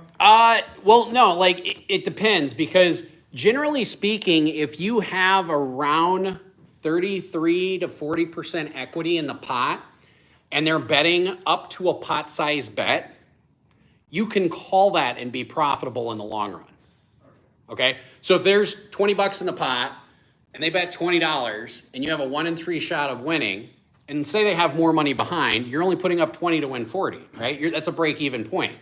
So let's say there's $68 in the pot. That's a profitable call there. Does that make sense? So you can use that and say, for example, on the other, where the turn comes and now all of a sudden you have a 20% equity or 24% equity, you say, well, there's $100 in the pot and the guy just bet 75, right?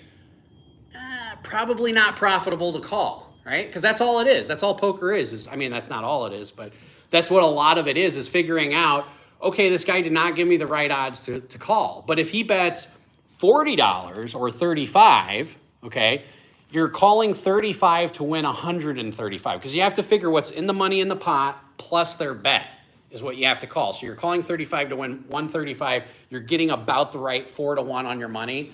Then you can start calling. Does that make sense? Yes. So if there is a $100 pot and you have to put $20 to call, and so that's 20%.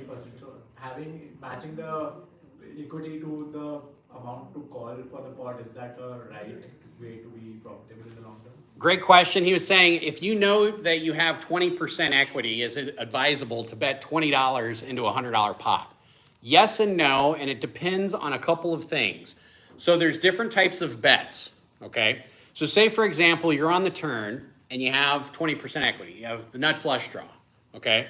And you know your opponent's got a bet and there's $100 in the pot, and your opponent is the type of player that if you check to them, they're going to be aggressive and they're probably going to fire out $75, $80, right?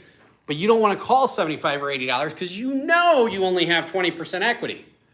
So you do what we call a blocker bet. And this happens in tournaments, it happens in cash games.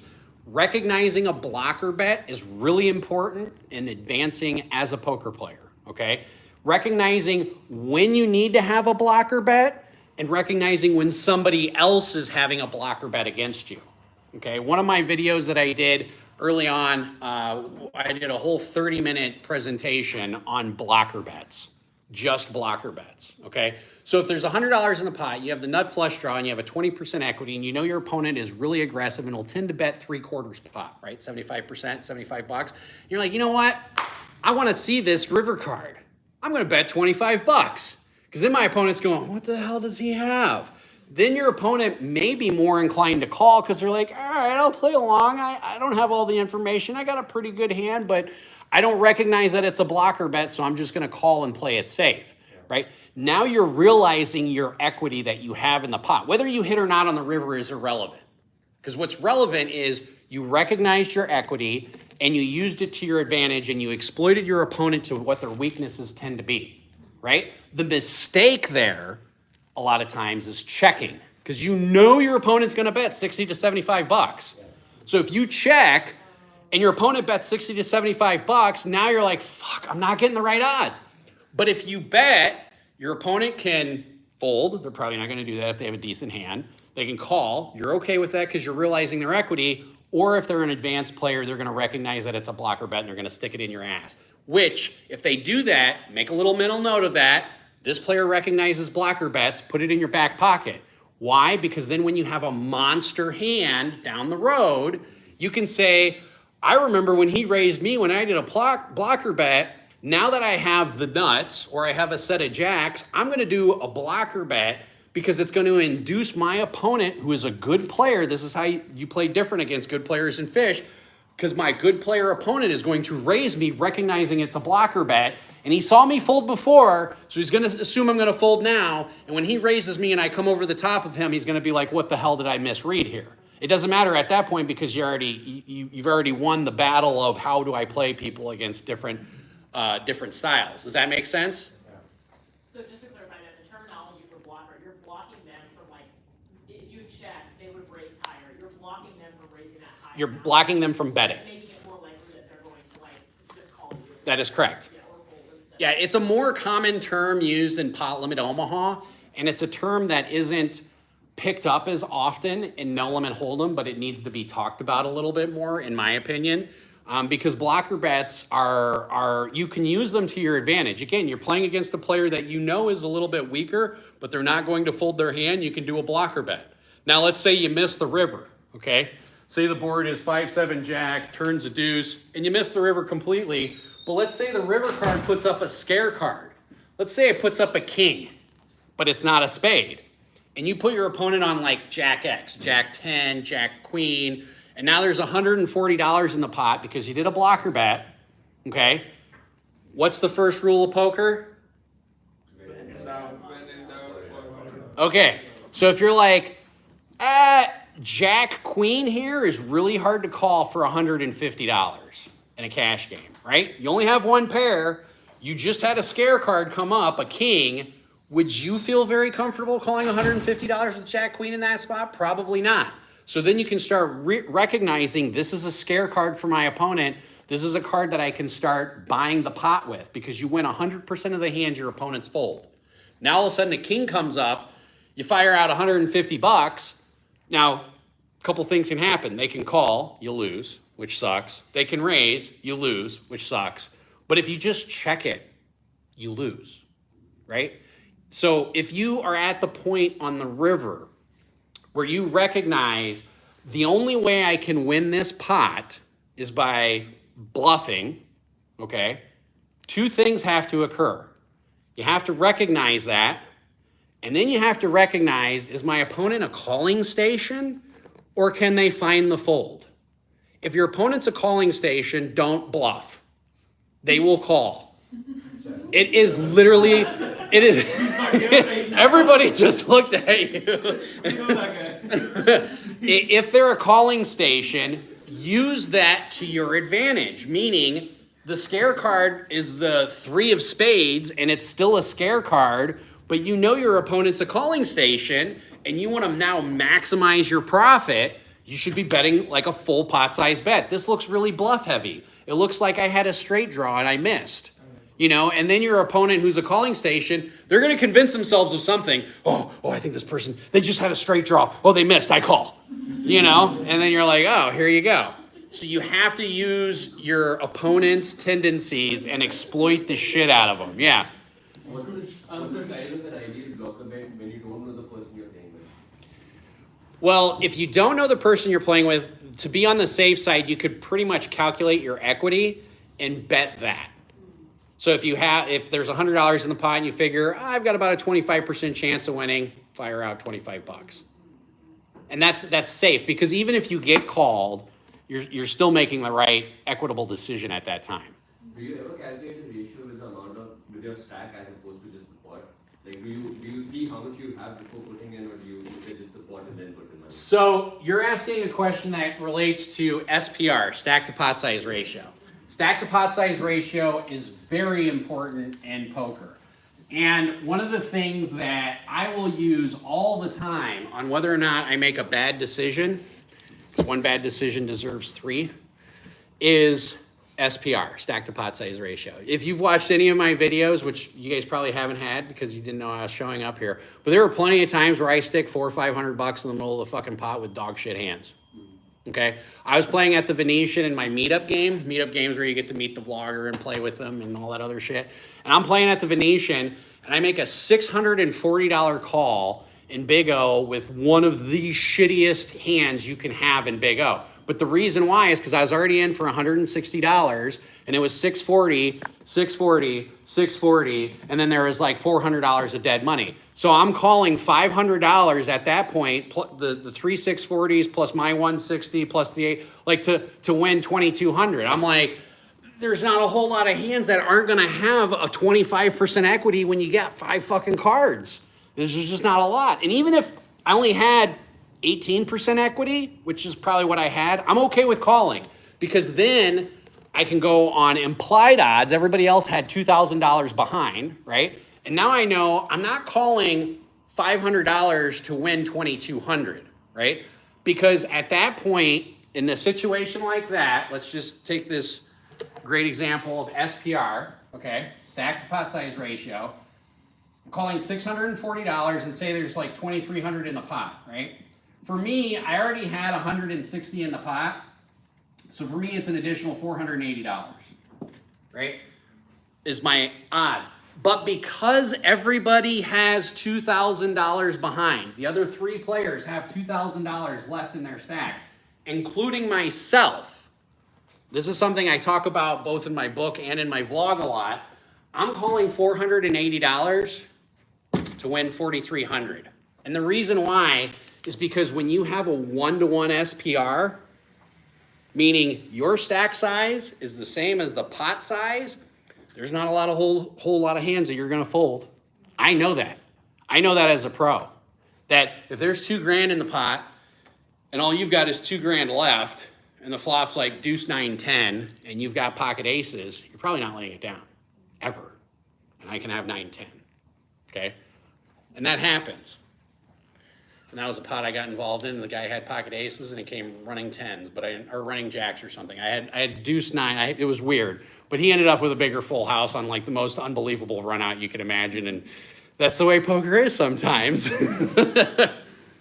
What other questions do you guys have about pot equity? Go ahead. Okay, so we talked about betting, we talked about pot equity. I think you touched upon it, but I want you to revisit calling. So if someone raises, right, I have calculated my equity, I know my stack. How do I figure out if I can call or not? One is that, do I have to call the same, let's say I'm calling 20% of the pot and I have 20% of the equity, you said I can go there, that way. Or the other way, just to confirm, is my equity is higher than the percentage of the pot that I'm calling. Is that when I call? Yes, because you're profiting in that case. So for example, if you have 35% equity, there's $100 in the pot, and all you have to do is call 20, you can call and be profitable on that. Now, the GTO will say, in more cases than not, you should be raising, okay? And the reason why, and remember what I told you in the beginning, aggression pays off the most in tournaments. It pays off a lot in cash games too. I'm an incredibly aggressive player in cash games. If I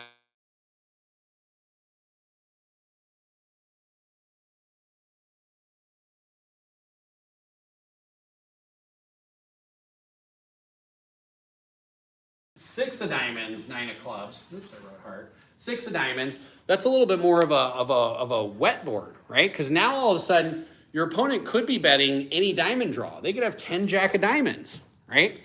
Now 10 jack of diamonds is not exactly a hand I want to go to battle with, but if I've got position on them, I'm definitely going to see the turn depending on what their bet size is and depending on what their stack to pot size ratio is. Does that make sense?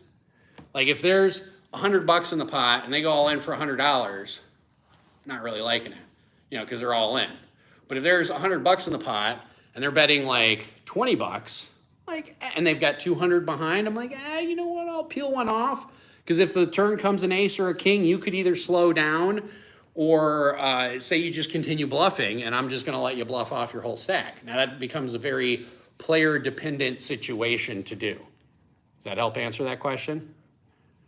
Everybody good so far? Any more questions on equity before I go into position? Do you know of any like rule of thumb probabilities that we can keep in our mind? Generally, if you have 33% equity, generally speaking, you're good to see another card. And the reason why is because I should clarify that. If you have 33% equity and the bet is the pot size or less, you can generally see another card. And here's the reason why. Because people will say, well, you don't have 33% equity until you get all the way to the river. This is true. But you also don't know what they're going to do when that turn card comes out. If the board is deuce of diamonds, six of diamonds, nine of clubs, and the turn is like the queen of spades, all of a sudden they can check. You know, so you can realize your equity on the flop because you don't know what they're going to do on the turn. Now, if you're playing against a really aggressive opponent and they've done 100% C betting and they've done 100% betting on the turn, you can probably take a pretty good guess that, yes, this person is probably going to bet on the turn. Maybe I want to start folding some hands if they bet something more than 33% of the pot, you know, or bet like, because you'll run into some players where, like you and I will get involved in a hand and I'll have $800 in front of me and you'll have $800 in front of you. There's only $100 in the pot. We both have an 8-to-1 SPR. Well, guess what? If I just bet 100 and then 200 and 400, that is one way to get it all in on the river. But if I start off by betting 30 bucks, I'm not going to get your whole stack by the river unless I do something egregious on the turn or on the river. You know what I mean? But so when you're playing against an opponent, especially the more you come into it, what happened there? Your audio went off. Oh, my audio went off. The more you come into it, let me hit the refresh button there. Oh, I don't know. We'll figure it out. But the more you come into it, the more experienced players you get, they start betting funky pot sizes to what's in the pot. You know, and GTO says you should do that. So for example, if you have a hand, if the board shows something like Jack, 3, 3, 6, right? A lot of times GTO is going to say, and there's $100 in the pot. A lot of times GTO will say on the river you should bet something like 200 to 250 bucks, right? Because your opponent is probably not got a jack or a 3 if they haven't been raising back at you, right? And so you're folding out a lot of their other hands. Like you're making them fold pocket 10s, you're making them fold pocket 9s, you're making them fold pocket 8s because you're betting twice the size of the pot, you know? And occasionally, yeah, you're going to bet twice the size of the pot and they're going to wake up with a jack or a 3 and be like, I call, and they're not even liking the call, you know? And you just got to be okay with that. Any other questions on equity? All right, good. Now we're going to go into position. Everybody's familiar with all the positions, right? Small blind, big blind, under the gun. All right. the closer you are, oh, by the way, this is one thing I guess I should have mentioned early on. I did not though. But one of the things that you guys can do, there's an app called PP Poker. Okay, we have a bunch of tournaments on there. If you download it and apply to the club, I'm also gonna shoot up my number here. If you guys have WhatsApp, I communicate all of my illegal activities. I mean, all of my poker activities on WhatsApp.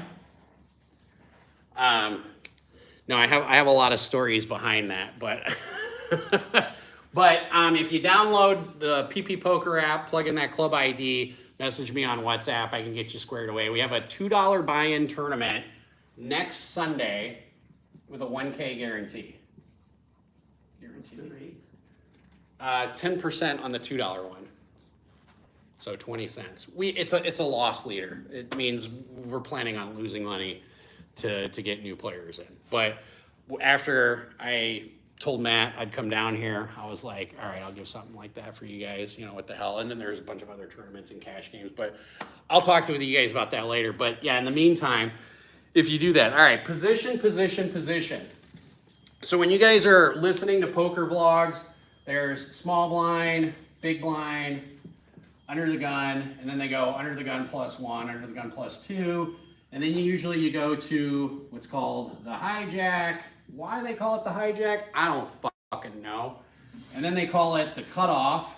Like, why wouldn't it just be the low jack at that point? And then the button, right? Is that the right order? Hijack, cutoff? Yeah, button. Okay. So in a game of 9-handed, where the button's right here, 1, 2, 3, 4, 5, 6, 7, 8, the button's 9. This is what's called early position. You guys probably guessed what 4, 5, and 6 is. Middle position. And this is called late position. Now, I mentioned GTO a couple of times. GTO on a chart, it looks like an arrow chart, like this, right? This is where aces are, and this is where deuces are. And this GTO chart is like, these are the hands you should play, right? This chart, when you get to the button, starts looking like this. Meaning, you should play a lot more hands in late position than you should in middle or early. Does that make sense? And the reason why is because position is so important. Position. Oh boy.